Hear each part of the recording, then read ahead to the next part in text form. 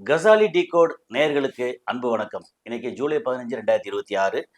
நம்ம ஜியோ பாலிட்டிக்ஸில் வழக்கம் போல அங்கே நமக்கு உண்மையிலேயே மனசு கஷ்டப்படக்கூடிய அளவில் தான் பிரச்சனை நடந்துக்கிட்டு இருக்கு. ஒரு பக்கம் ஈரானை அமெரிக்கா தாக்குறாங்க. அப்புறம் ஈரான் அமெரிக்க நிலைகளை பயங்கரமாக துவம்சம் செய்து அது போக இந்த நேரத்தில் ஒரு முக்கியமான அறிவிப்பை அவர் கொடுத்துருக்கிறாரு. அவரோட இதில் ட்ரூத் சோஷியல் மீடியாவில் கொடுத்துருக்கிறாரு. நாங்கள் 20% வசூலிக்க போகிறோம் அப்படின்னு ட்ரம்ப் சொன்ன அந்த வீடியோலாம் ரொம்ப ஃபேமஸ்ஸு. அப்புறம் மாற்றி மாற்றி பேசுகிறார். அவர் மாற்றி பேசுகிறதுல ஆச்சரியம் இல்லை. இதெல்லாம் இன்றைக்கி அது போக ஒரு முக்கியமான ஒரு உலகத்தின் இறுதி நாளில் வரக்கூடிய ஒரு ஃப்ளைட்டு அப்படின்ற மாதிரி ஒரு செய்திகள்லாம் அடிபடுது. ஸோ இது சம்மந்தமாக டீட்டெயில் பேசுகிறதுக்கு வழக்கம் போல் நம்ம உலக செய்திகளின் சூப்பர் ஸ்டார் தோழர் சகோதரர் சுஃபியான் வந்திருக்காங்க. அவர் வரவேற்க முன்னாடி வழக்கம் போல் உங்களுடைய ஆதரவு லைக் பண்ணி கிளிக் பண்ணி சப்ஸ்கிரைப் செய்து நண்பர்களுக்கு பகிர்ந்து ஹை பட்டனை கிளிக் பண்ணி ஆதரவு தாருங்கள். அவரை உங்கள் சார்பாக என் சார்பாக வரவேற்போம். வாங்க சார். வணக்கம். கேள்வி கேட்டேன். ஈரான் என்ன நடக்குது, இன்னைக்கு என்ன நடக்குது? நேற்று பேசிட்டோம். இன்றைக்கு காலையில் ஓகே உக்கிரமான தாக்குதல் ஒன்றை குவைத்தில் நடத்தினாங்க. சார் ஈரான் ஏற்கனவே ஈரான்ல உக்கிரமான தாக்குதல்களை அமெரிக்கா தொடர்ந்து நடத்தி கொண்டே இருக்கிறது. எத்தனை முறை தாக்குதல் நடத்திருப்பாங்க அமெரிக்கா? அது நூற்றுக்கணக்கில் சொல்றாங்க. ஆனா அமெரிக்கா அந்த நூற்றுக்கணக்கான அந்த தாக்குதலை நடத்திய பின்பு அவர்களுடைய கணக்கீட்டின்படி ஒரு அழிவை நோக்கி அவர்கள் சென்றிருக்க வேண்டும். ஈரான் அந்த அளவுக்கான தாக்குதலை நடத்தி நூற்றுக்கணக்கான தாக்குதல்னா நூற்றுக்கணக்கான நிலைகள். ஆனா 3 முறை 80 குண்டு 90 இடம் 130 இடம் அந்த மாதிரி 3 முறை. அப்ப 300 இடங்கள்ல வாங்கலாம். அப்ப நூற்றுக்கணக்கில் வந்துச்சு. அப்ப அப்படி ஒரு தாக்குதல்களில் ஈரான் என்கின்ற ஒரு நிலை இருக்காத அளவிற்கு அழைத்திருக்கிறார்கள். ஆனால் ஈரான் இன்றும் போரிடுவதற்கு போரிட்டு கொண்டுதான் இருக்கிறது. அப்ப நமக்கு அதுல டவுட்ஸ் வருது. அப்ப இவ்வளவு அடிவாங்கினதுக்கு அப்புறம் திரும்ப சொல்றாங்க. ஏன் என்று சொன்னால் இவர்கள் அடிவாங்கி இவர்கள் தாக்கிய இடங்கள் எல்லாம் உண்மையான இடங்கள் இல்லை. அதான் உண்மை. அப்படிதான் நாம் புரிந்து கொள்ளணும். அப்போ அமெரிக்காவோட இதுவரைக்கும் நம்ம கஷ்டப்பட்டதெல்லாம் வீணா போச்சடா அப்படின்ற மாதிரி ஆகி போச்சோ? ஏன்னு சொன்னா நான் ஏற்கனவே சொன்ன மாதிரி அவர்களுக்கு இயற்கையாக இருக்கக்கூடிய அந்த இயற்கை அரண் அவர்களை காப்பாற்றுகிறது. சரி. மலைகளுக்கு கீழே இருக்கக்கூடிய அவர்களுடைய ஆழமான இந்த நிலைகள் அவர்களை எந்த குண்டுகளுக்கும் காயப்படுத்தி விடாது. சுரங்கங்கள் மிசைல் சிட்டிகள். இப்ப நீங்க பாத்தீங்கன்னா இன்னொரு செய்தி கூட அமெரிக்காவில் வந்திருக்கிறது. இவர்களுடைய ராட்சச தாக்குதலுக்கு எந்த விதமான அழிவையும் அவர்கள் சந்தித்தது போல இல்லாமல் இருப்பதால் தான் நீங்க சொன்ன மாதிரி 80, 90, 70, 300 தாக்கினப்புறம் இன்று காலை தாக்கியிருக்கிறார். குவைத்தில். இதற்கிடையில ஹெர்மூஸ் வளைகுடா தான் முதல்ல பிரச்சனை. ஆமா, ஹெர்மூஸ் வளைகுடாவில தான் குண்டு போட்டு வசூல் பண்ணக்கூடாதுன்னு அமெரிக்கா அடாவடி பண்ணிட்டு இருந்தது. ஆமா, நீங்க எப்படி வசூல் பண்ணக்கூடாது, ஃப்ரீயா விடு. நேற்று நீங்க சொல்லும் போது ட்ரூத் சோஷியல் தளத்துல 20% எனக்கு விடணும். 20 அதை பத்தி நீங்களே சொல்லுங்க. நீங்க அதாவது அவர் சொல்றது அந்த ட்ரூத் சோஷியல் மீடியால சொல்லியிருக்கிறாரு. யாரு? நம்ம தி கிரேட் இன்டர்நேஷனல் லீடர், பிரசிடென்ட். ஆமா, என்ன அவரு டொனால்ட் ட்ரம்ப் என்ன சொல்லியிருக்காரு? நம்ம இங்கிலீஷ்ல கொஞ்சம் வாசிட்டு அப்படி சொல்லிடுவோம். என்னன்னா, oil is flowing like never before thanks to the awesome power of United States military. பயங்கரமா வருதான் ஆயில் முன்னோட அதிகமா பயங்கரமா வந்துட்டு இருக்கான். A special salute to secretary of war Pete Hegseth, chairman of the joint chief staff Dan Caine and commander of the United States Central Command Admiral Brad Cooper. Because of them and all members of the most powerful military anywhere in the world, by far the Strait of Hormuz is open to all ship traffic except for Iran. ஒரு மண்ணு நடக்கல. அதாவது என்ன சொல்றாங்க, உலகத்துல அத்தனை கப்பல்களுக்கும் இந்த Hormuz open ஆயிருக்கு, ஈரானை தவிர. ஒன்னும் நடக்கலங்க.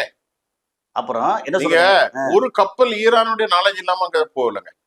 அது இவ எல்லாம் அவர் என்ன சொல்றாருன்னா, எதுவுமே நடக்கலங்க, நாங்க எங்க பயணம் ஈரான் ஓடிட்டாங்க. ஈரான் ஒரே ஒரு ஆர்த்தம் தான் சொன்னாங்க, கேட்ட போட்டா மூடுவான், ஷட் டவுன் மூடிட்டாங்க. ஆனா என்ன சொல்றாங்கன்னா, அதாவது ஈரான் இடத்துக்குள்ள வந்துட்டு ஓகே உலகத்துல அத்தனை கப்பலும் போகும், ஈரான் கப்பல் மட்டும் போக கூட வரக்கூடாது, நாங்க எல்லாம் கிளியரா பண்ணி வச்சுட்டோம், எல்லாத்துக்கும் ஓபன் பண்ணி வச்சுட்டோம், இதெல்லாம் பாதுகாக்கிறதுக்கு எங்களுக்கு 20% கொடுங்க. இப்ப ஈரான் என்ன சொல்லுதுன்னா, ஒரே ஒரு வார்த்தை தான் சொல்லிச்சு, ஹெர்மூஸ்ல யாரும் போகக்கூடாது, ம். போனா ஏற்பட்ட சேதாரத்துக்கு நான் பொறுப்பு இல்லைன்னு கடலை மூடிட்டேன்னு போயிட்டான். அவ்வளவுதான். மூடிட்டேன்னா அவன் பாட்டு உட்காந்துருக்கான். ஒரு கப்பலும் போகல. வந்தா அடிப்பாங்க. இல்ல அடிச்சிட்டாங்க. சில கப்பல்கள் அடிச்சு ஓடிட்டு தப்பி, சில கப்பல்கள் தாக்கப்பட்டிருக்கு. அதை பத்தி செய்திகளை மேற்கு ஊடகங்கள் மறுக்கிறது. அமெரிக்கா ட்ரை பண்ணியிருக்காங்க. ஈரானுடைய சார்பாக போன கப்பல்களும் தடுத்து நிறுத்தப்பட்டிருக்கிறது. ஆனாலும் இதையெல்லாம் மீறி ஈரான் வந்து இன்னைக்கு ஏற்கனவே 60 மில்லியன் என்று சொன்னேன். இன்றைக்கு காலை கிடைத்த செய்தி 80 மில்லியன் வியாபாரத்தை ஈரான் பண்ணிருக்கு. 60 மில்லியன் சொல்லி 4 நாள் தான் ஆகும். இப்ப 80 மில்லியன் இன்னைக்கு காலையில. இந்த ஒரு 3-4 நாள் அவ வந்து ஷேடோ ஃபிளீட்ல மறைமுகமாக நேத்து இல்ல முந்தா நாள் என்ன சொன்னாங்கன்னா, சைனாவோட ஆயில் டேங்கர் சக்சஸ்ஃபுல்லா இங்க இருந்து கடந்து போய்கிட்டு இருக்கு. அமெரிக்காவோட பிளாக்கேட் கிடையாது. அப்போ இந்த ரூட்ல வந்து நாங்க தான் இங்க வந்து கட்டுப்படுத்துறோம் அப்படி இது மூலமா தெரியுதான்னு வந்து ஈரான் சொன்னாங்க. அதுக்கப்புறம் தான் இவர் வந்து சொல்லியிருக்காரு, நாங்க எல்லாத்தையும் ஈரானை தவிர மற்ற எல்லா நாடும் வரலாம், 20% எங்களுக்கு கொடுத்துருங்க அப்படின்னு சொல்லி இந்த வந்து பயங்கரமா எங்களுக்கு முன்னோட நல்லா இருக்கு இப்படியாக அப்படியே பொய் சொல்றது இருக்குல்ல, அளவுக்கு அதிகமான பொய்யை வந்து அவுத்து விட்டுருக்காரு. எல்லாரும் நம்புவாங்க. இப்ப இந்த சம்பவம் நடக்கும்போது அவரு பிச்சை கேட்கறான்னு பல பேர் போயிடுறாங்க. இங்கிலீஷ்ல பேசியிருக்காங்க, நம்ம தமிழ்ல யாசகம்னு நான் சொன்னேன். அதாவது ஈரான் இல்ல அமெரிக்கா. யார் சொன்னது? பல இன்டர்நேஷனல் லெவல்ல நம்மள மாதிரி யூடியூபர்ஸ், எக்ஸ்பர்ட்ஸ், ஊடகவியலாளர் அமெரிக்கா பிச்சை கேட்கிறது. என்னன்னா, உன்னுடைய நாடு அமெரிக்கா, ஈரான் உரிமை கொண்டாடுறதுக்கு ஈரானுடைய அந்த உலக கண்ட்ரோல் ஆம்பிட்டுக்கு உட்பட்டு தான் ஈரானுக்கு இந்த ஹெர்முஸ் இருக்கு. இப்ப நீங்க கடற்கரையில இருந்து 11 kilo 13 kilometre 12 nautical mile 18 kilometre 18 அதுக்குள்ளதானே இருக்கு. ஆமா. அப்ப அவன் உரிமை கொண்டாடுறதுக்கு அவனுக்கு ரைட் இருக்கு. அமெரிக்காக்காரன் வந்து சொல்றான், நான் எல்லாத்தையும் பாதுகாப்பேன், எனக்கு காசு கொடுனா. அப்ப பிச்சை தானே அது, யாசகம் தான், அதிகார பிச்சை. அப்ப யாசகம் அரசியல்வாதி அடிக்கிற கொள்ள மாதிரி. உனக்கு இதுல சம்மந்தமே இல்லையே. இப்போ இத அப்ப வீட்டு சொத்தா? ஒரு சின்ன விஷயம் சொல்லிடலாம். சிங்கம்னு ஒரு படம் வந்துச்சு, சூர்யா பிரகாஷ்ராஜ் நடிச்ச படம், ஹரி டைரக்ட் பண்ண படம். அதுல வந்து என்ன செய்வாங்கன்னா, ஈசிஆர் பக்கத்துல ஒருத்தர் வந்து பங்களா கட்டுவார். ஆமா. அங்க வந்து சரி இங்க வந்திருக்கோம், நீங்க வீடு கட்டிட்டு இருக்கீங்க, இந்த வீடு எப்படியும் ஒரு 1.5 கோடி இருக்குமா? 1.5 கோடியா? 6 கோடி ரூபாய்ங்க அப்படின்னு சொல்லுவார். அப்படியே சரி ஓகே, நாங்க இந்த ஏரியால தான் இருக்கோம், உங்களை யாராவது மிரட்டினா, யாராவது பிரச்சனை பண்ணா நீங்க கூப்பிடுங்க, நாங்க வந்துடுறோம். நீ வரணும்டா என்ன அப்படின்னா, யார் என்ன மிரட்ட போறா? யாராவது மிரட்டினா, அப்படிலாம் யாரும் மிரட்ட மாட்டேன். நான் தாண்டா மிரட்டுவேன், ஒரு 50 லட்ச ரூபா இங்க எடுத்து கொடு. நான் இது கொடுத்துக்கணும், போலீஸுக்கு போவேன், நீ போலீஸுக்கு போ, இந்த நீ பேசுன பூரா நான் ரெக்கார்ட் பண்ணி வச்சிருக்கேன், என்ன 1.5 கோடி ரூபா கொடுத்து ரெஜிஸ்டர் பண்ணிட்டு 6 கோடி ரூபான்னு சொல்லி சொன்னேன்ல, நான் ரெக்கார்ட் பண்ணியிருக்கேன். அஜிஜோ அப்படின்னு நடிக்க போய் அந்த ஆள் வந்து மகனுக்கு வந்து இமெயில் போட்டு தற்கொலை பண்ணிக்கிறாங்க. அப்போ என்னன்னா, இது கிட்டத்தட்ட இந்த படத்துல பிரகாஷ்ராஜ் நடந்த விதத்துக்கும் இப்போ வந்து ஹர்மோஸ்ல அமெரிக்கா 20% எனக்கு கூட எல்லாரும் கொடுங்க, இதை பாதுகாக்கிறதுக்கு நான் வர்றேன். ஓ நாடு வந்து அந்த கடைசியில் 12,000 கிலோமீட்டர் தாண்டி அங்க இருக்கு, உனக்கு இங்க என்னடா கொடுக்குற வேலையான் இருக்குல்ல, உனக்கு என்ன இங்க, நீ என்ன பாதுகாக்கணும்னு யாரு கூப்பிட்டா? இல்ல இது எல்லாம் சேர்ந்து ஐயா நீங்க வந்து எங்களை பாதுகாத்தா தான் முடியும்னு ஏதாவது இவங்க கூப்பிட்டாங்களா? இப்ப இந்த லெவல் போயிட்டு இருக்கு. ஈரானுக்கு ஏராளமான சேதாரம். ஆமா. ஆனால் என்ன சேதாரம் என்று தெரியவில்லை. லிஸ்ட் வரல. இல்ல லிஸ்ட் வரல. ஓகே. ஆனால் தாக்கப்பட்டிருக்கிறோம், அவருடைய கப்பற்படையை அழித்து விட்டோம், அவருடைய நீர்மூழ்கி கப்பல் அடிச்சு சொன்னாங்களே. அதாவது அமெரிக்க கப்பற்படை ஒண்ணும் இல்ல, ஈரான்ட்ட பெரிய கப்பல் படையெல்லாம் கிடையாது. ஈரான்ட்ட ஒரு 5-6 கப்பல் இருக்கு, மீதி உள்ள 1200க்கு மேல வேக ஸ்பீட் போட் தான் இருக்கு, கொசுப்படை. அப்ப அந்த கொசுப்படையில ஒரு 10 கப்பலை 20 கப்பல் அடிச்சா ஈரானுக்கு என்ன நஷ்டம்? ஒண்ணும் இல்ல. உடனே சொன்னா ஈரானுடைய கப்பல் படையை அழிச்சிட்டோம், ஈரானுக்கு விமானப்படையே இல்லை. எங்க விமானப்படை இருக்கு? இப்போ 5 Su-34 இருக்கு. அது எங்க நிக்குது? 30 கேட்டிருந்தாங்க, இந்த வேகமா செஞ்சு கொடுத்துட்டு இருக்கான். ஆனால் சில இடங்கள்ல ஈரானுடைய நான் பார்த்தேன், ஈரானுடைய விமானங்கள் தான் சென்று குண்டுகள் வீச்சு போடுறதும் வருது. அதை வெளிப்படையா ஈரான் அறிவிக்கல. குவைத்துல போட்டாங்க. ஈரானோட அந்த ஃபைட்டர் ஜெட் இருக்குல்ல, அது போய் தான் போட்டாங்க. ஃபைட்டர் ஜெட் அது எஸ்யூவா அல்லது ஈரானுடைய உள்ளதான்னு தெரியல, அல்லது இவங்க கொடுத்துட்டாங்க, 5 கொடுத்துருக்காங்க. யாரு? ரஷ்யா. அது உண்மையிலேயே ஈரான் இடத்துல விமானங்கள் இருக்கு, அதுல வந்து எல்லாம் மிசைல் தாக்குதல் இல்லை. ஆனால் அது எங்க இருந்து தாக்குகிறார்கள், எங்க நிக்கிறது? அண்டர் கிரவுண்ட்ல. அது என்ன வீடியோ வந்துருச்சு, அண்டர் கிரவுண்ட்ல வச்சிருக்காங்க. அண்டர் கிரவுண்ட்ல விமான தளங்கள்ல அப்படியே வந்து தாக்கிட்டு அப்படியே உள்ள போயிடும். என்னன்னா, அந்த விமானம் வந்து கார்கோ விமானம் மாதிரியோ பேசஞ்சர் விமானம் மாதிரியோ பெருசு இல்ல, ரொம்ப சின்னது, சிறுசு. ரொம்ப நம்ம சின்னது. சார்ட்டர்டு ஃபிளைட் இருக்குல்ல, ஆமா, கிட்டத்தட்ட அதோட கொஞ்சம் பெருசா அது இருக்கும். ஈஸியா போயிருமே. அது ஆமா, அதோட அகலம் வச்சுக்கிட்டேன்னா உதாரணத்துக்கு ஒரு 50 அடி அகலம்.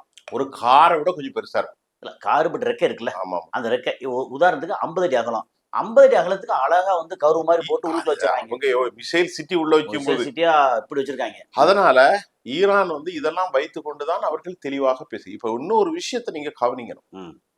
ஒரே ஒரு உளவியல் ரீதியாக சில விஷயத்தை நம்ம கவனிக்கணும். ஓகே. இவ்வளவு தாக்குதல் நடந்த பிறகு கடைசியா அமெரிக்க அதிபர் ஒரு செய்தியா வெளியிட்டார். என்ன வெளியிட்டிருக்கான்? 20% எங்களுக்கு தரணும். இது எப்போ? நேத்து ராத்திரி, இந்திய நேரத்துக்கு நேத்து ராத்திரி, அவர்களுக்கு நேற்று காலை, நேற்று பகல். ஆமா. இப்ப நம்ம இப்ப உட்கார்ந்து பேசுற நேரம் ஒரு 10 மணி நேரம். ஓகே. ஆனால் இந்த தாக்குதல் நடந்து ஒரு 40 மணி நேரம் இருக்கும். 40 மணி நேரத்துக்கு அப்புறம் அமெரிக்க அதிபர் சொல்றாரு எங்களுக்கு 20% தாங்கண்டு.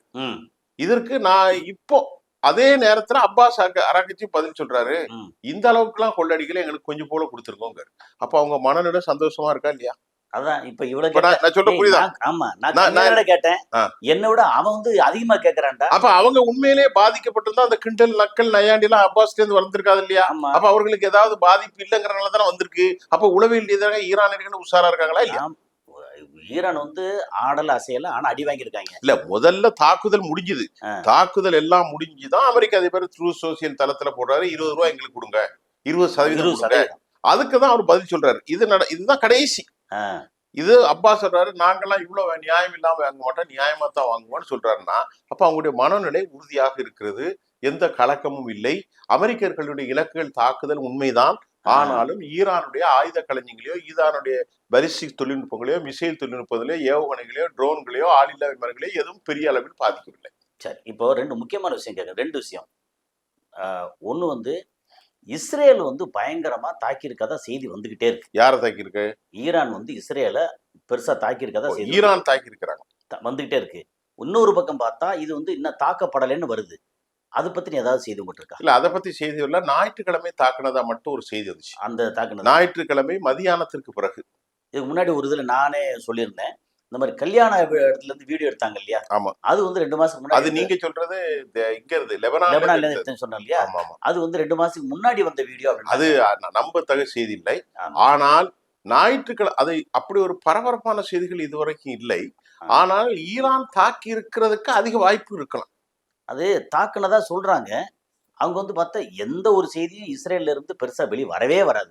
ஆமா, அது வந்து மலமூலிகைய வராது.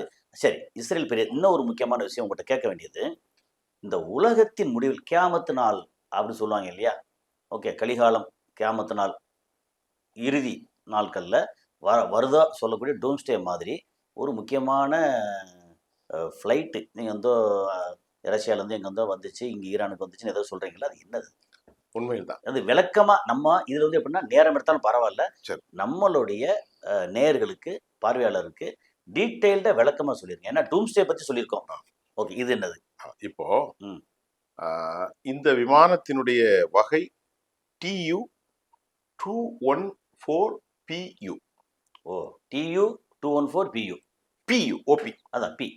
இது வந்து ஒரு டூம்ஸ்டே ஃபிளைட். டூம்ஸ்டே டைப் தான். உலகத்துல வந்து அமெரிக்காட்ட இதே மாதிரி ஒண்ணு இருக்கு.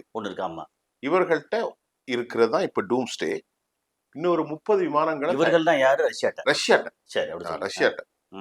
இந்த டூம்ஸ்டே ஃபிளைட் வந்து ஈரான் நாட்டுல வந்து இறங்கியது. இன்னைக்கு இது வந்து அந்திம காலத்தில், உலக அழிவினுடைய கடைசி காலத்தில் வரக்கூடிய விமானம் என்பதுதான் அதற்காக பெயரே டூம்ஸ்டே அப்படின்னு வச்சிருக்கிறாங்க. டூம்ஸ்டே. சரி, இந்த டூம்ஸ்டே பத்தி அமெரிக்கால 50 வருஷத்துக்கு முன்னாடி வெளியில பறந்த டூம்ஸ்டே ஒரு 2 மாசத்துக்கு முன்னாடி வெளியில வந்துச்சு அப்படின்னு சொன்னாங்க. ஸோ அந்த டூம்ஸ்டேக்கு ஈக்குவலானது அல்லது அதை விட ஒரு உயர்மட்ட உள்ள ஒரு டூம்ஸ்டே டைப்பு TU-214 அது இவங்க கையில இருக்கு. அது வந்து ஈரானுக்கு வந்திருக்கு. ஈரானுக்கு லேண்ட் ஆயிட்டு. லேண்ட் ஆன அந்த செய்தியில சொல்லியிருக்கு, neither Moscow nor Tehran has released an official explanation for the flight. அப்ப எதையும் சொல்லல. வந்திருக்கு தெரியும், செய்தி வந்திருக்குங்கிறது தெரியும், ஆனா அவங்க செய்தி அபிஷியல் செய்தி வரல. But the defense analysts have proposed several key reasons for the deployment. ஆனா அதுக்கு வந்து இறங்குனது உறுதியாயிட்டு. உறுதியாச்சு. ஆனா இது எப்படி வந்திருக்குன்னா யாருக்கும் தெரியாமல், அப்படி உண்மையிலேயே வந்திருந்தால் நேரடியாக வந்திருக்கணும். டூம்ஸ்டே நான் சொல்லக்கூடிய இந்த TU-214 PU டூம்ஸ்டே விமானம் காஸ்பியன் கடல் வழியாக அந்த ரூட்ல பறந்து வந்திருக்கு. ஆமா, அது நேரா ஒரு பார்டர்ல ரஷ்யா, ஒரு பார்டர்ல ஈரான். ஆமா, இங்க துர்கமிஸ்தான், கஜகஸ்தான், அஜர்பைஜான். ஆமா, இவர்களுக்கு தெரியாமல் வந்து இறங்கி ரஷ்யா சார்பில் இது வழக்கமான போக்கு தான், ஒண்ணு இல்லைன்னு நைஸா மழுப்பிட்டாங்க. இந்த விமானத்தை கிரெம்லின் பறக்கும், கிரெம்லின் அது என்ன தமிழ்ல எப்படி இருக்கு, பறக்கும் கிரெம்லின் அப்படின்னு, பறக்கும் மாளிகை, பறக்கும் கிரெம்லின் மாளிகை அப்படின்னு சொல்லப்பட்டது. இதுல வந்து எல்லா சிஸ்டமும் இருக்குங்கிறாங்க. என்னென்ன மாதிரி உதாரணம்னா ரேடாரில் இருந்து ஏவப்படுகிற, ரேடார் இருக்குல்ல, air defence system, sorry air defence system, ரேடார்ல இருந்து ஏவப்படுகிற எல்லாவற்றையும் தடுக்கும் ஆற்றல் கொண்டது. Point number 1. அப்போ வந்து ஸ்டெல்த். சரி. இரண்டாவதாக மிசைல் தொழில்நுட்பங்கள், மிசைல்கள் ஏவப்படுவதையும் இது தடுக்கும். மிசைல் வந்தா இங்க இருந்து இது தடுக்கும். மூன்றாவதாக என்கிரிப்டட் இன்ஃபர்மேஷன், அதாவது தொழில்நுட்பங்கள் உள்ளடக்கிய பல செய்திகளை உள்ளடக்கிய ஒரு தொழில்நுட்பம். உலகத்திலோடு எங்கிருந்தாலும் அந்த விமானத்திலிருந்து போலாம். சரி. நேரடியான சேட்டிலைட் தொடர்பு, அங்க நேரடியான செலினைட் தொழில்நுட்பங்கள். இது ஒரு தேசத்திற்கு நெருக்கடியான காலகட்டங்கள் இருக்கின்ற போது தேசத்தின் அனைத்து முனைகளிலும் கட்டளை பிறப்பித்துக் கொண்டே இருக்கலாம். இன்னும் ஒரு முக்கியமான செய்தி இருக்கு அதுல. அணு ஆயுதம் வெடிச்சா அந்த அணுக்கதிர் இதை வந்து தாக்காது. உண்மைதானே? அதற்கு கடைசி கால விமானம் என்பது. ஒரு தேசம் அணு ஆயுதங்களால் சூழப்பட்டு வெடித்து அங்கிருந்து துகள்கள் பெனிட்ரேஸ் ஆகும்போது இந்த விமானத்தில் பறந்து கொண்டே நாட்டின் உச்சபட்ச தலைவர் அனைவருக்கும் கட்டளை பிறப்பிக்கலாம். இதுல மேல உட்கார்ந்துட்டு அதில் இந்த விமானத்தில் ஸ்பெஷல் என்னன்னா ஃபில்லிங் ஸ்டேஷன் தேவையில்லை, எங்க இருந்தாவது ஃபில் பண்ணி வந்து சரக்கு கொடுத்துட்டே இருக்கலாம், பறந்து கொண்டே இருக்கும். இல்ல அதுக்கு மேல பறக்கிறதுக்கு KC-135 மாதிரி ஏதாவது விமானம் இருக்கு. அது வேற ஒரு, அதுக்கு துணை விமானங்கள் இருக்கு. ஆகவே இந்த கிரெம்லின் பறக்கும் மாளிகை பறந்து கொண்டே இருக்கும், கட்டளை பிறப்பிப்பார்கள், அணு ஆயுத கதிர்கள் தாக்காது, ரெடாருடைய கதிர்கள் தாக்காது, encrypted informative system along with satellite communication, direct communication, உலகத்துல எங்க வேணாலும் கம்யூனிகேட் பண்ணலாம். சரி, இது வந்து இந்த டூம்ஸ்டே டைப் வந்து அமெரிக்கால இருக்கு, இன்னொன்னு ரஷ்யால இருக்கு. இதை தாண்டி வேற எங்கேயா இருக்கா? வேற எங்கேயும் இருந்தா தெரியல. சைனா வச்சிருப்பாங்களா? எப்படியும் சைனா வச்சிருந்தா வெளியே அனௌன்ஸ் ஆகல. சைனா செஞ்சிருப்பானே, ஏன்னா சைனா வந்து சாதாரண ஆள்கள் இல்ல. ஆமா, செஞ்சிருப்பாங்க. இந்த இது வந்து இப்போ டெஹ்ரானுக்கு வர்றதுக்கு என்ன காரணம்? இப்ப இதுல இன்னொரு, கீழே இருக்கக்கூடிய டவர்கள்லாம் அழிக்கப்பட்டதுன்னு வைங்க. சரி. இப்ப கீழே இருக்கக்கூடிய ஏராளமான டவர்கள் இருக்கு இல்லையா, தொலைத்தொடர்பு தகவல்கள், இந்த தகவல்கள் எல்லாம் அழிப்பட்டாலும் இது சேட்டலைட் மூலம் மற்றவர்களை தொடர்பு கொள்ளும் வசதி உண்டா? இதுவே டவர் மாதிரி ஆக்ட் பண்ணும். அதுதான் கிட்டத்தட்ட இது டைரக்ட் சேட்டலைட் போன் சொல்லுவாங்களே. ஆமா, அது மட்டும் இல்லாம இதுல எலக்ட்ரானிக் வார்ஃபேர் சிஸ்டம் இருக்குது. எலக்ட்ரானிக் வார்ஃபேர், அது தமிழ்ல மின்காந்தவியலா, அது என்ன தமிழ்ல? எலக்ட்ரானிக் வார்ஃபேர்ங்கிறது வந்து ஓகே, அது அப்படியே சரி. எலக்ட்ரானிக் வார்ஃபேர் சிஸ்டம் மட்டும் இல்லாம ஜாமர் சிஸ்டம். ஓகே, கண்டிப்பா இருக்கணும். இதோடு இணைக்கப்பட்ட நிலையில் இந்த விமானத்தில் தேசத்தினுடைய முக்கியமான தலைவர்கள் பயணிப்பார்கள். கடைசி காலத்தில் பாதுகாப்பு முழுமையாக பாதுகாக்கப்பட்ட ஒரு அரண் மட்டும் இல்லாமல் ரஷ்யா இப்போ ஈரானுக்கு யார் வந்தார்கள் என்ற விவகாரம் தெரியவில்லை. இப்பொழுது டெஹ்ரான்ல தான் நிக்குது ஐட்டம். இப்ப கரண்ட்ல வந்து டெஹ்ரான்ல இருக்கு. இந்த இக்கட்டான சூழ்நிலையை புதின் தரப்பு என்ன சொல்லியிருக்கிறாங்கன்னா, புதின் தரப்பு இதை பத்தி பெருசா காட்டிக்கிடல. ஆனால் இன்டர்நேஷனல் எக்ஸ்பர்ட்ஸ் என்ன சொல்கிறார்னா, புதின் தரப்பில் அமெரிக்கர்களுக்கு விடப்பட்ட பயங்கர எச்சரிக்கை, இது மூலமா நாங்கள் நேரடியாக குதிச்சிட்டோம். ஏன்னா இந்த விமானத்துல போறது சாதாரணமானும் போக மாட்டான். அநேகமாக புட்டினே கூட போயிருக்கலாம். யார் போனான்னு புட்டின் போய் நேரடியா வந்து அவர் முஸ்தபா கமேனி, அதுக்கப்புறம் அயத்துல்லா அல் கமேனி புதைச்சாங்கல்ல, அங்க எல்லாம் போய் பார்த்து ஒரு வாய்ப்பு இருக்குல்ல. இப்ப அடுத்த செய்தி என்னண்டா, இந்த communication system, encrypted communication system, அது மட்டும் இல்ல, இன்னொன்னு சொல்லல, இந்த செக்யூர் டேட்டா லிங்க்ஸ், எல்லா உலகத்தினுடைய அனைத்து புள்ளியியல் தரங்களும், state of the art facilities to coordinating military operation. இந்த இக்கட்டான சூழ்நிலை நீங்கள் சொன்ன மாதிரி இது ஒரு அணு ஆயுத போராக நிறைந்த நிலையிலும் இந்த எலக்ட்ரானிக் சிஸ்டத்தை வச்சு சொல்லணும். புட்டின் வந்து இதெல்லாம் பயப்பட வேணாம், இது சாதாரண போக்குன்னு சொன்னாலும் அமெரிக்காவுக்கு இது ஒரு நல்ல செய்தி இல்லை. இறங்கியவர்கள் எங்கே சென்றார்கள் என்று அடுத்த பதில் வருது. எங்க சென்றார்கள்னு யாருக்கும் தெரியல. ஆனா யூகமான ஒரு செய்தி வருது. குடையப்பட்ட பெரும் மலைகளுக்கு கீழ் முஜிதபா கொமேனி போன்ற மிக முக்கிய தலைவர்களோடு ரஷ்யாவிலிருந்து யார் சென்றார்களோ அவர்கள் தீவிர ஆலோசனையும் அமெரிக்காவினுடைய கடும் தாக்குதலையும் வரும் கால திட்டத்தையும் ஆலோசித்துக் கொண்டிருக்கிறார்கள் என்ற தகவல் நமக்கு கிடைக்கிறது. சரி, இப்போ நம்ம நேற்று முந்தானில் பேசணும்னு நினைக்கிறேன். ஒரு 10-15 இது மிசைல், ஓகே, அதில் சின்ன அளவில் இஸ்ரேல் ஈரான் மேலே தாக்குறதற்கு சின்ன அளவில் அணு ஆயுதங்களை ரெடி பண்ணி வச்சுருக்காங்கன்னு பேசணும். இப்போ இது எதையும் மேட்ச் பண்ணி கனெக்ட் த டாட் வந்துருச்சா? இருக்கலாமே. இல்லை, இது ஒரு 3 நாளைக்கு முன்னாடி நமக்கு கிடைச்ச உறுதிப்படுத்தப்படாத தகவல், உறுதிப்படுத்தப்படாத தகவல். இவங்க இஸ்ரேல் வந்து இப்போ நார்மலாக வந்து ஒரு 50 கிலோ 40 கிலோ 20-25 கிலோ யுரேனியம் இருக்குல்ல, அதோட வார்கெட் இருக்கலாம். ஓகே, அது இல்லாமல் 5 கிலோ அது மாதிரி சின்ன அளவில் அடிக்கிற மாதிரி அந்த மாதிரி வார்கெட், ஒரு டைனி ரொம்ப சின்ன அளவில் 5 கிலோங்கிறது எத்தனை கிலோ டன்னு என்ன, அந்த அளவுக்கு வந்து ஒரு அதை வந்து வச்சு முக்கியமான இடங்கள் எது, நம்ம இஸ்பஹான், நட்டான்ஸு, ஃபர்டோ, அதுக்கப்புறம் புஷேர், அது இல்லாமல் டெஹ்ரான்ல எங்க இருக்கு அங்க அப்படின்னு ஒரு 10-15 இடத்துல அடிக்கிறதுக்காக இவங்க மிசைல்ஸ் எல்லாம் ரெடி பண்ணி வச்சிருக்கதா யாரு? இஸ்ரேல் வச்சிருப்போம். என்ன தகவல், அது எனி டைம் அடிக்க போறாங்கன்னு ஒரு தகவல் இருக்கலாம். அப்போ அடிக்க போறாங்க இது தகவல் தெரிஞ்சு ஒருவேளை இந்த டூம்ஸ்டே டைப் இருக்கு இல்லையா, Tu-214, அது வந்து இங்க வந்து இறங்கி முஸ்தபா கமேனி அப்புறம் முக்கியமான அப்பாஸ் அராஸ்கி அப்புறம் காலிபாப் மாதிரி ஆட்கள்ல முக்கியமான ஆட்கள் எல்லாம் கூப்பிட்டு அங்க போறதுக்கு வந்திருக்குமோ? ஒருவேளை இருக்கலாமே. அதுல எத்தனை பெரிய அளவுல இருக்கலாம். முஜிதபா கொமேனி கூட போகலாம். அதான் முஸ்தபா கமேனி, அப்பாஸ் அராக்சி, காலிபாப் இந்த மாதிரி ஆட்கள் எல்லாம் வந்து இந்த டூம்ஸ்டேல போயிட்டு டூம்ஸ்டேல பாதுகாப்பா மஸ்கோல இறக்கலாம். ஒருவேளை இல்லைன்னா வேற ஏதாவது தீவுல கொண்டு இறக்கலாம், எங்க வேணாலும் இருக்கலாம். ஆனால் இந்த விமானம் செல்வதை கூட ரடாரில் கவனிக்க முடியாது. இது ஒரு ஸ்டெல்த். அதான் ஸ்டெல்த். அதுல எவ்வளவு இப்ப ஸ்டெல்த்தா தானே இருக்க முடியும். ஆமா, இப்ப F-35 கண்டுபிடிக்க முடியலன்னா டூம்ஸ்டே எப்படி கண்டுபிடிச்சாங்க? அதை அடிச்சு தள்ளிட்டாங்க. இல்ல அடிச்சல இல்ல, கண்டுபிடிச்சு அடிச்சு தள்ளிட்டாங்க. சரி, இன்னும் ஒரு கேள்வி இருக்கு, அதையும் நீங்க சொல்லிருங்க. நம்ம கடைசி நம்ம இன்னைக்குள்ள வச்சுக்கலாம், அவ்வளவுதான். ஒரு முக்கியமான செய்தி எனக்கு டவுட் இருக்கு, நான் உங்களுக்கு கேட்கிறேன். நம்ம அயத்துல்லா சையத் அலி கமேனி அவரோட இறுதி சடங்குல அவரோட அந்த கஃபின் இது இருக்கு இல்லையா, அதை சுமந்துட்டு போன ஒருத்தர் வந்து மூக்கு முகம் எல்லாம் மூடிட்டு ஒருத்தர் போனார். அவர் யார்? அது பெரிய கேள்வி. ஆனா மூக்கு முகங்களை மூடிக்கொண்டு போனது அங்குள்ள பெண்கள் பெரும்பாலும் அப்படி போறாங்க. இல்ல இல்ல இல்ல, ஒரு நிமிஷம். அது தூக்கிட்டு போன ஒருத்தர் தனிப்பட்ட தூக்கிட்டு போறதுக்கு பெண்கள் வரமாட்டாங்க. ஆமா, என்ன டவுட் சொல்றாங்கன்னா முஸ்தபா கமேனியா இருக்கலாம். ஆனால் எந்த செய்தியும் உறுதி செய்யப்படவில்லை. அது வரவில்லை. இதற்கிடையில் இன்னும் ஒரே ஒரு செய்தி நீங்க முடிச்ச உடனே நமக்கு வந்து பிட்டு இருக்க முடியாது, அதையும் சொல்லிடுறேன். 23ஆம் தேதி முஜிதபா கமேனி வெளியே வருகிறார் என்ற செய்தியை யார் அறிவிச்சிருக்கா தெரியுமா? யார்? ஈரானுடைய அபிஷியல் டெலிவிஷன்.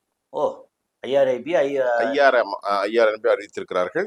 அதில் முஜிதபா வரப்போகிறார். ஆனால் முஜிதபா நேரடியாக வருவாரா அல்லது போட்டோவில் வருவாராங்கன்னா தெரியும். ஆனா நேரடின்னு வரும்போது அவர் வந்துருவார். ஆனா அதை எப்படி காட்டுவாங்கன்னா, இந்த இடத்துல வராங்கன்னு இப்படி நம்ம கூட்டம் எங்கேயா ஒரு இடத்த காட்டி இதுல வந்து கலந்து கொண்டாருன்னு நியூஸ போட்டுருவாங்க. முடிச்சிட்டு அவர் நல்ல நிலையில இருக்கிறாருன்னு புரிஞ்சுக்கிடுவாங்க. ஓகே. ஏன்னா அநேகமாக இப்பொழுது ஈரானில் இருக்கக்கூடிய பிகாக்ஸ் மலை என்கின்ற ஒரு மிக முக்கியமான மலை ஒன்று இருக்கிறது. அங்க இப்ப குண்டை போடுறாங்க. யாரு? அமெரிக்கர்கள் குண்டு போடுறாங்க. இந்த மலை வந்து ஒரு கிரானைட் பிகாக்ஸ் மலை. எந்த குண்டு போட்டாலும் வேலைக்கு ஆகாது. அந்த அமெரிக்கர்கள் இப்போது கெஷம் தீவுகளிலும் பிகாக்ஸ் மலைகளிலும் அமெரிக்கா பங்கர் பஸ்டர்களை வீசிக்கொண்டே இருக்கிறார்கள் என்றால் அவர்கள் நீங்க பாத்தீங்களா, தெஹ்ரானில் மத்திய பகுதியெல்லாம் வீசுறது இல்லை. அங்கெல்லாம் அவங்க சரக்கு இப்ப வரதே இல்லை மொத்தத்துக்கு. ஏன்னா அவங்க ஜலசந்திகள், அதாவது ஹெர்மூஸ், கேஷாம், அப்புறம் கிஷ் தீவுகள், ஷிர்கு, பந்தர் அப்பாஸ், இன்னொரு ஜிஸ்க், அப்புறமா கொனார்காவ ஏதோ ஒரு இப்படி பல இடங்கள்ல தீவுகளை பார்த்து தான் அவர்கள் தாக்குகிறார்கள். மக்கள் வாழுகிற தெஹ்ரானோ மொசாக்கியாரோ இப்படி இருக்கலாம் தாக்கவில்லை. தாக்கி முடிச்சாங்க. ஏன்னா அங்க தாக்கி அழித்தால் மக்கள் செத்துவாங்க, அவங்களுக்கு ஒன்றும் பிரயோஜனம் இல்லை. பிரயோஜனம் இல்லை, ஆனா அங்க கவலைப்பட மாட்டாங்க, ஆனா பிரயோஜனம் இல்லை. ஆனா மக்கள் கொல்லப்படவில்லை. ஆனால் ராணுவ நிலைகளை தேடி தேடி அதுல ஆன்டிஷிப் மிசைல்ஸ் இருக்கு பாருங்க, இதைத்தான் இந்த ஏரியாக்கள்ல தயார் பண்றாங்க கடலுக்குள்ள அடிச்சு தள்ளுறதுக்கு. அதை காலி பண்ணாங்க. ஆனா அமெரிக்காக்காரன் வந்து எல்லாத்தையும் முடிச்சுட்டேங்கிறான். அதனுடைய நம்பகத்தன்மை என்னங்கிறது நமக்கு தெரியல. Since war started to February 28, 2026 America 26 இந்த வருஷம் தானே. ஆமா, அமெரிக்க அதிபர் வந்து made same statement has to be continued till now. அவர் எப்பவுமே வார்த்தையை மாத்த மாட்டாரு. ஆரம்பத்துல மார்ச் 2 ஆன் ரெக்கார்ட்ல போடுவாங்க. நம்ம ஊர்ல இந்த வெண்டைக்காய் 30 கிலோ 30 ரூபா அது மாறாதுல்ல, மாறாது. காலையில போட்டு விடுவோம் சாயந்தரம். அது மாதிரி அடிச்சிட்டோம் ஈரான் அடிச்சிட்டோம். அப்புறம் ஏப்ரல் ஈரானை பூரா அடிச்சிட்டோம், அவங்கள்ட்ட ஒண்ணுமே இல்ல. மே மாசம் ஈரானை பூரா அடிச்சிட்டோம், ஒண்ணுமே இல்ல. ஜூன் மாசம் ஈரான் அடிச்சிட்டோம். இருக்கு சரி. இப்ப நமக்கு சொல்றதுல ஒரு 2-3 ஐட்டங்கள் கொஞ்சம் சொல்லிருக்கோமா, அவ்வளவு முடிச்சிடலாம். இப்போ பீட் ஹெக்ஸெத் வந்து என்ன சொல்றாரு தெரியுமா? வாயில இருந்து குடங்குடமா விஷத்தை கைக்கிருக்காப்ல. யாரு? பீட் ஹெக்ஸெத் என்ன கட்டியிருக்கா? என்னன்னா, just like the Christian crusaders who pushed back the Muslim hoarders in the 12th century. Okay, சிலுவை போர் நடந்துச்சு இல்லையா? American crusaders will need to muster the same courage against Islamists today in America. எப்படிப்பட்ட ஒரு விஷத்தை கக்கிற ஒரு தலைமையில் இருக்கிறவன் ஒரு விஷத்தை கக்கலாமா? அது 12ஆம் நூற்றாண்டு நடந்த சம்பவம். அது அதாவது குருசேடர் வந்து சிலுவை யுத்தம் தானே. சிலுவை யுத்தம் தான். அங்க சிலுவை யுத்தம் வந்து கிட்டத்தட்ட ஒரு 150 வருஷமா 200 வருஷமா நடந்துச்சு. ஆமா நடந்துச்சு, ரொம்ப வருஷம் நடந்துச்சு, 2 நூற்றாண்டு. அப்போ அது மாதிரி இங்க இருக்கிற இப்ப முஸ்லீம்க்கு எதிரா எல்லாரும் வந்து குருசேடர் வரணும், போர்க்கொடி அப்படிங்கிறது. அடுத்தது ஏற்கனவே பேசிட்டோம், அவர் டொனால்ட் ட்ரம்ப் 20% வசூலிக்கிறேன்னு சொன்னது. அதுக்கப்புறம் வந்து ரொம்ப முக்கியமானது, இஸ்ரேல் அமெரிக்காவுக்கு எதிராக ஒரு விஷயம் சொல்லியிருக்கேன். அது வந்து இதில் வந்திருக்கு. Israel blocks US refilling plans from Ben Gurion airport in surprise move. Ben Gurion ஏர்போர்ட்ல KC-135 வந்து இறங்கக்கூடாது அப்படின்னு இஸ்ரேல் தடை உத்தரவு போட்டுக்கதா வந்து செய்தி வந்திருக்கு. இது ஆதாரபூர்வமான செய்தி.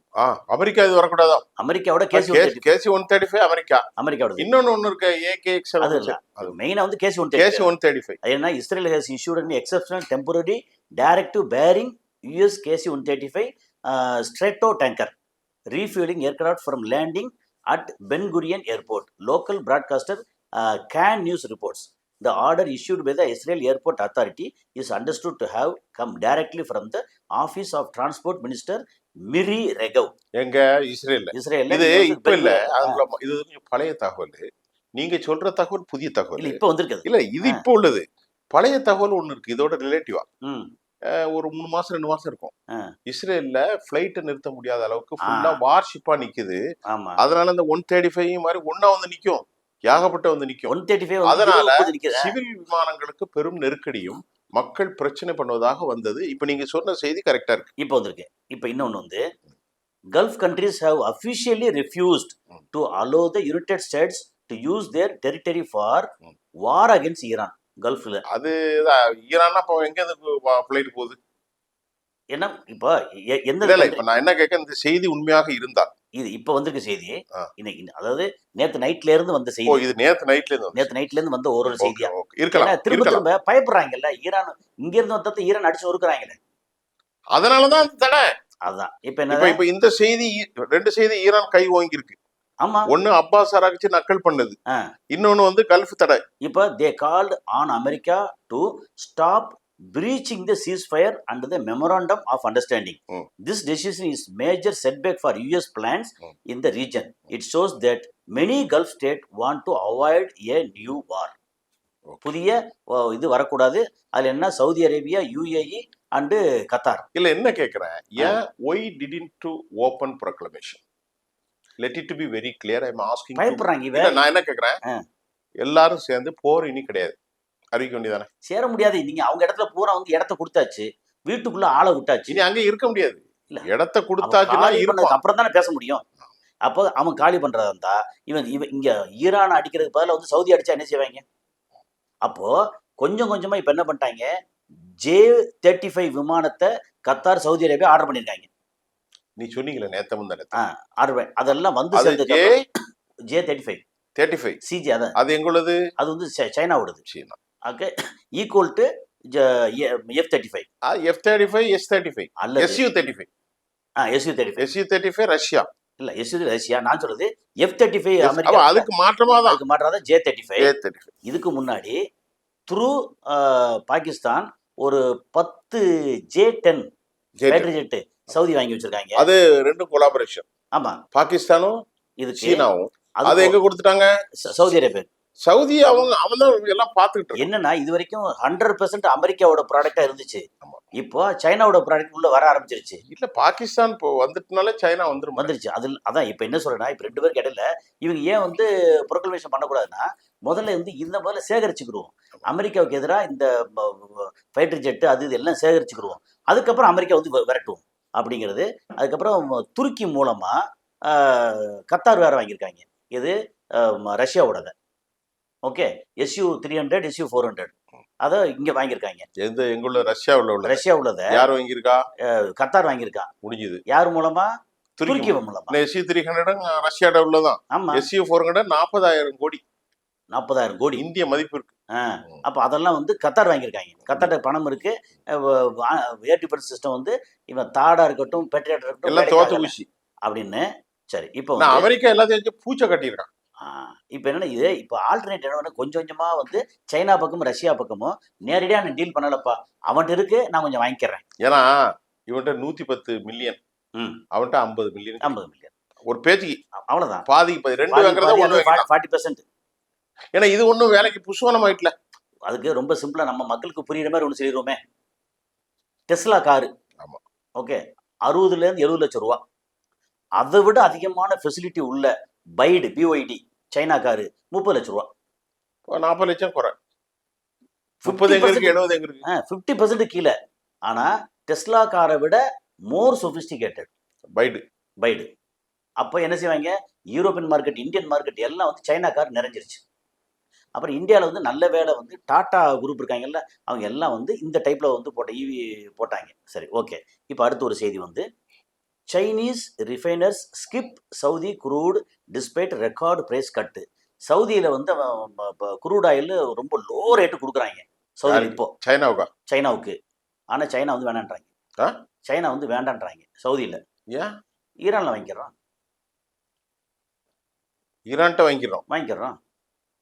அப்போ என்னன்னா, several refiners will receive no term shipments from Saudi Arabia in August as weak demand and Hormuz disruption suppress China's oil appetite. என்னன்னா இங்க எல்லாம் வந்து இது ஒன்றும் பிரச்சனை இல்லை, யாரும் இருந்தாலும் நம்மளை தடுக்க ஆள் இல்லை அப்படின்னு சொல்லி சைனாவுக்கு வந்து நிறைய கிடைக்குது. அதனால சவுதி வந்து அவங்களுக்கு லோ ரேட்டு கொடுக்குற அப்படின்னா கூட நீ வேண்டாம். ஒரு சின்ன கேள்வி, லோ ரேட்டு ஹை ரேட்டுங்கிறத தாண்டி இதுல வந்து சவுதி அரேபியால இருந்து சைனாக்கு வர்றது எந்த ரூட்ல வரும்? ஹெர்முஸ் வழியா தானே வரும். ஹெர்முஸ் இல்லாம இதுல வரலாம்ல, எப்படி வரலாம்? நம்ம செங்கடல் வழியா வரலாம்ல. ஆனா இந்தியா விட முடியாதா? இந்தியாவுக்கு சவுதியில இருந்து வராதா? சவுதியில வருமே. அது வந்து இப்போ முன்னாடி வந்து இப்போ ஹெர்முஸ் வழியா வந்துட்டு இருந்துச்சு. இப்போ வந்து நம்ம இது இருக்கு இல்லையா, பாபுல் மந்தி, இப்போ அடுத்த கை வைப்பு அதான் தான் இருக்கும். அங்கதான் இந்த இப்ப அடிச்சிட்டு இருக்காங்களே, இப்போ ஏமன் அண்ட் ஏமனுக்கும் ஹவுதிஸ் தனி டாபிக்கா பேசுவோம், இடையில பேசுவோம், அடிச்சிட்டு இருக்காங்களே, அது ஒரு பிரச்சனை. சரி, இப்போ வந்து இன்னொரு முக்கியமான செய்தி வந்திருக்கு. என்னன்னா, ஈரானோட monster Khorramshahr missile in latest attack Iran's IRGC has fired 30 Khorramshahr missile also called as Iran's doomsday in on Bahrain. அடே பாவியல, அப்ப கிட்டத்தட்ட பஹ்ரைனை சொல்லி முடிச்சாங்க. பஹ்ரைனுடைய அமெரிக்க கடற்படை தளம் அழிஞ்சிட்டு. அது 30 கொரம்ஷாகர்னா சாதாரணமா? அது 5th, நீங்க சொல்றது 5th ஃப்ளீட் அண்ட் ஷேக் ஈசா. அது 5th ஃப்ளீட். எது அங்க? இது 5th கிரேட். எது? கொரம்ஷார் 4. ஏற்கனவே 4 இருக்கு, இது நியூ வெர்ஷன் அப்டேட்ஸ். ஆமா, இது வந்து கொரம்ஷாகர் தான் போட்டுருக்காங்க. அது ஆனா 4 or 5 னு போடல. 5 வந்து 11 கிலோமீட்டர். அது ICBM. இது வந்து கொரம்ஷாகர் 4 தான். 4 3 ஏதாவது ஸ்பெஷலா 4. ஆமா, அது நேத்து நான் படிச்சேன். அது என்னன்னா, each missile has 80 cluster munition. அடே பாவியலா, அதாவது 240 குண்டு போயிருக்கு. இப்ப எப்படி நம்ம சொல்லுவோம்னா மக்களுக்கு புரியும். கிளஸ்டர்னா என்னன்னா, ஒரு இடத்துல போய் இந்த கிரம்சார் விழுந்த உடனே அதுல இருந்து பிரிந்து ஏராளமான 200 இல்ல 2400 அவ்வளவா ஒரு பிளைட்டுக்கு, ஒரு மிசைலுக்கு 80 குண்டு.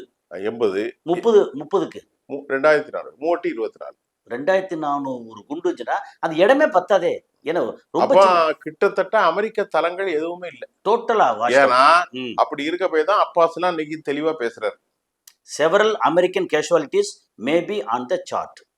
அமெரிக்கன் கேஷுவாலிட்டி நிறைய இருக்குன்றாங்க இப்போ. எல்லாம் கை போனது, கால் போனது, உயிர் போனது, கேஷுவாலிட்டி எல்லாம். இப்ப அநேகமா இதனுடைய பாதிப்பு நாளைக்கு செய்தியில வந்துரும். இன்னைக்கு செய்தி வந்துரும், நாளைக்கு இல்ல, இன்னைக்கு வந்துரும், நாளைக்கு பேசலாம். நிறைய வந்துரும். சரி, இன்னைக்கு நம்ம இதோ நிறுத்திக்கலாம். ஆமா, டூம்ஸ்டே இதெல்லாம் வந்து ரொம்ப அருமையான டூம்ஸ்டே பத்தி நம்ம அழகா சொல்லிட்டோம். ஆமா, டூம்ஸ்டேன்னா என்னங்கறத பத்தி சொல்லிட்டோம். நீங்க சொன்னதுல இந்த கிளஸ்டர் பாம் வந்து 5th ஃப்ளீட்ல அடிச்சது, கரம் ஷோர் வந்து 4 வந்து ரொம்ப முக்கியமான செய்தி. 3, 4 வாட்டவர் அது 4 தான், 5th தான் இல்ல. ICBM லாங் ரேஞ்ச் சொல்றீங்களே, கரம் ஷோர்ல இருந்து 1, 2, 3 இருக்கு. எஸ், அப்புறம் 4 வந்து 2000 4000. அடுத்து வந்து அமெரிக்கா வந்து பேசுறதுல ஒரு உண்மைத்தன்மை எப்பவுமே கிடையாது. தெரிஞ்சு போச்சு. இப்போ இரண்டாவது நீங்க சொன்ன முக்கியம், அரபு அசோசியேஷன் அமெரிக்கர்களுக்கு தடை விதிப்பது ஒரு முக்கியமான செய்தி. இதுல வந்து இஸ்ரேலுக்குள்ள இறங்கக்கூடாதுன்னு சொன்னது இந்த காரணங்களாக இருக்கலாம். காரணம் வந்து அமெரிக்கா வெறுப்பு இல்ல, இடம் இல்லங்க, இடம் இருக்காது. அதை நான் ஏற்கனவே சொல்லிட்டேன். என்ன காரணம்னா, ஏற்கனவே ஈரான் வந்து பென்குரியன் ஏர்போர்ட்டை நிறைய அடிச்சிருக்காங்க. அதை நம்ம ஏற்கனவே பார்த்துட்டோம். நவாட்டியும் பேசியும் காலி பண்ணிட்டான். இன்னும் பல விஷயங்கள் இருக்கு. இருந்த போதிலும் முஜ்தபா கமேனுடைய ஜிஹாதிய அறிவிப்பு வரக்கூடிய 23ஆம் தேதி நினைவேந்தலோடு நடக்க போகிறது. அமெரிக்கா வந்து டக்குண்டு 20% கேட்டு டக்குண்டு உள்டாடிச்சு, எனக்கு தேவையில்ல, ஏன்னா சவுதி அரேபியால எங்க மேல இன்வெஸ்ட்மெண்ட் பண்ண போறான்ட்டான். அதான் அந்த 20% எங்களுக்கு வேண்டாம், அரபு நாடு போற எங்களுக்கு வந்து காசு கொடுக்க போறாங்க, காசு இல்ல எங்க நாட்டுல இன்வெஸ்ட்மெண்ட் பண்ண, அதனால நான் விட்டுட்டேங்கிறான். ஒரு பைத்தியகாரத்தனமான பைத்தியக்காரன் தான். நம்ம ஊர்ல என்னமோ சீமான் பேசுற மாதிரி தான் இருக்கு. பைத்தியக்காரனான பூச்சி ஓகே, அவர் அட்லீஸ்ட் என்னமாவது ஒரு கொள்கையோட பேசுறாப்ல, மாத்தி மாத்தி பேசினா கூட. ஆனா இவன் வந்து பைத்தியக்காரன், எந்த கொள்கையும் இல்ல. அவரு சீமான் சொல்லுவாருங்க, அவரு சொல்றதில்ல, இந்த மாதிரி உதாரணங்களை சொல்ற. பைத்தியக்காரனோடு மாட்டின கதையா அவர் சொன்னது அமெரிக்க அதிபர் தான் ஒரு கரை ரொம்ப பொருத்தமா சொல்லியிருக்காரு. ஐயோ சரியான பைத்தியக்காரன் பேச்சா இருக்கு. எப்படி நம்புறாங்க? ஏன்னா நேத்து 20% சொல்லிட்டு டக்குன்னு உள்டாடிச்சு, நான் 20% வேணாம், யூட்டர்ன். அமெரிக்கா யூ10 போட்டாங்க. உள்ள போய் படிச்சு பார்த்தாச்சுன்னா 20% எங்களுக்கு தேவை. நல்லது. ஸோ அப்போ அடுத்த கண்ணில் சந்திப்போம். ஒரு நம்ம நேர்களே நீங்க வந்து இன்னைக்கு செய்தி இவ்வளவுதான். இவ்வளோ அடுத்து ஃபர்தரா என்னென்ன வருதோ அதை வந்து நாங்கள் உங்களுக்கு கொடுக்குறோம். ரொம்ப டீட்டெயிலாக சொன்னதுக்கு நன்றி சார். நன்றி.